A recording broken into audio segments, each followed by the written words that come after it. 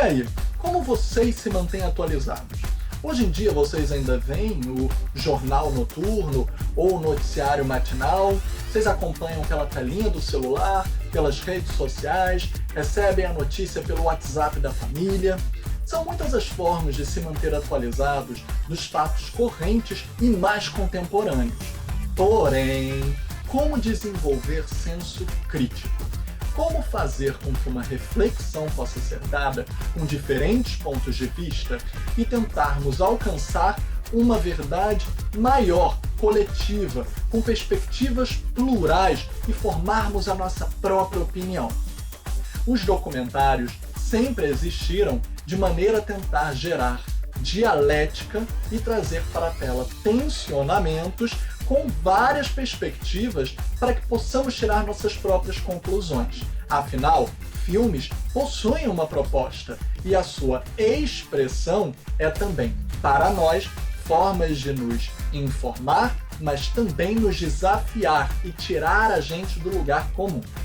Por isso, vamos ver hoje um pouco mais não só sobre os documentários em geral, mas fazer um recorte bastante específico sobre a nossa própria história e o que está acontecendo ao nosso redor, e como filmes podem ajudar a debater e discutir livremente sobre perspectivas desinvisibilizadas historicamente.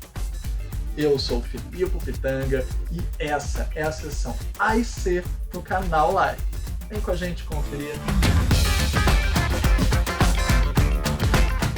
Hoje vamos falar um pouquinho mais sobre o que é o documentário em relação ao retrato da realidade social, mas ao mesmo tempo vamos exemplificar através de 3 longas-metragens recentes que puderam trazer para as telonas algo muito importante para a sociedade brasileira, que foi a política e o governo federal, principalmente a partir do impeachment de 2016.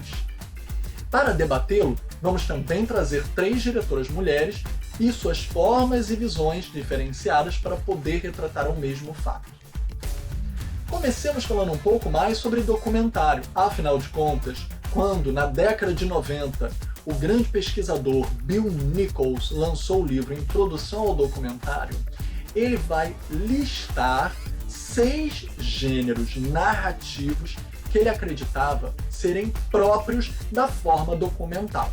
Seriam esses gêneros: o observativo, o expositivo, o participativo, o performático, o poético e o reflexivo.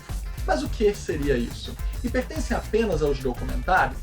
Bem, para Bill Nichols, naquela época, era uma forma de tentar catalogar estéticas e linguagens próprias de uma forma de narrar a história, que tentassem trazer visões e recortes, claro, sempre subjetivos, pois nenhum filme é 100% isento ou 100% objetivo, para tentar reproduzir um aspecto da realidade. O documentário observativo seria o mais tradicional de todos. Aquele que você observa, liga a câmera e deixa acontecer. Não interfere, não faz perguntas, só deixa acontecer. Tanto que recebe a alcunha de mosquinha na parede, porque você deixa a câmera e as coisas acontecem. Como, por exemplo, Frederick Wiseman, com documentários do naipe de Crazy Horse, em que ele vai ligar a câmera e deixar o estilo do objeto que está sendo filmado permear a narrativa, como, por exemplo, o clube noturno de nome homônimo ao título do filme, Crazy Horse, e que suas dançarinas darão um aspecto quase de musical ao que a câmera irá observar. Além disso, no Brasil, temos a grande diretora Maria Augusta Ramos, que também é adepta da mosquinha na parede, e não coloca trilha sonora, a não ser que esteja dentro da narrativa e alguém ligue um rádio ou toque um instrumento, não altera ou traz qualquer deformação ou distorção do que é a reprodução da realidade, evitando lentes ou ângulos de câmera muito artificiais, que retirem a naturalidade da cena. Daqui a pouco voltaremos a falar dela nos filmes sobre a política contemporânea. Mas, continuando, também temos os tipos de documentário expositivos, que são aqueles mais ligados àquele senso comum de jornalismo, em que a gente pensa coisas do tipo Globo Repórter, Ou seja, alguém faz uma matéria, expõe um assunto, tem um tema e um recorte e apresenta essa questão, normalmente narrado por alguém ou apresentado por alguém. Já o gênero participativo é diferente. A pessoa que se insere na narrativa pode fazer perguntas, entrevistar, mudar o caminho, mudar de opinião e de ideia, como, por exemplo, documentários de Michael Moore, o famoso diretor de Tiros em Columbine, ou de Fahrenheit 9/11, que se inseria nas narrativas e fazia questões bastante pronunciadas para ir mudando e alterando os caminhos da jornada. Podemos falar também sobre o tipo de documentário performático, em que você traz uma performance para a tela que vai representar a realidade. Alguns destes podemos citar filmes do Eduardo Coutinho, grande mestre do documentário no Brasil, como Jogo de Cena, em que ele convida atrizes profissionais, não profissionais, para, ao se apresentar na tela, misturar o que seria realidade ou ficção, quais seriam seus relatos próprios ou reproduzidos de outrem, numa performance num palco. Assim como o documentário Moscou, onde ele retrata uma companhia teatral, o grupo Galpão de Minas Gerais, desde os bastidores à montagem da peça As Três Irmãs, de Chekhov. Podemos falar também sobre os documentários poéticos, em que a ausência de um registro da realidade faz com que a gente possa trazer algo substitutivo e lírico ou onírico para metaforizar a ausência do arquivo. Vários cineastas trabalham com essa linguagem, como, por exemplo, Patricio Guzmán, o chileno que reproduz todas as perdas da ditadura chilena e faz com que as vozes que foram invisibilizadas venham à tona com a fabulação do real. E podemos citar de exemplo o filme Nostalgia da Luz. Por fim, mas não menos importante, temos os documentários reflexivos, que te apresenta várias vertentes e, ao contrapô-las entre si, faz com que você tenha que refletir para alcançar a conclusão, que não é dada. Muito disso se aproxima também dos documentários ensaísticos, em que um ensaio, numa visão mais personalíssima, levanta questionamentos e nos traz a refletir junto com eles. Agora, falando sobre o exemplo dos 3 filmes de documentário que vão exemplificar a nossa tese, eles aqui no Brasil trouxeram a questão recente do impeachment de 2016 para a telona.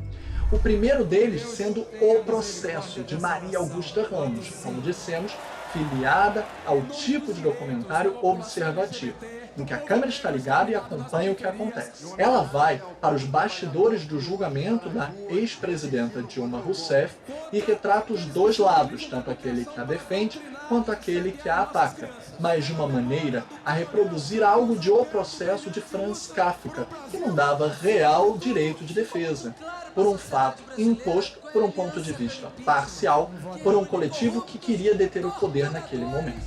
Além disso, temos o filme de 2019, Democracia em Vertigem, de Petra Costa, uma diretora ensaística por excelência. Desde suas primeiras obras, como Helena, em que ela retrata sua irmã e as questões familiares, principalmente das mulheres da família em torno da irmã, e também o filme O Olmo e a Gaivota, que ela retratava uma companhia teatral adaptando a obra de Chekhov e a partir de uma visão pessoal da atriz principal e a sua gravidez, que fazia com que ela tivesse que parar de interpretar a personagem na peça.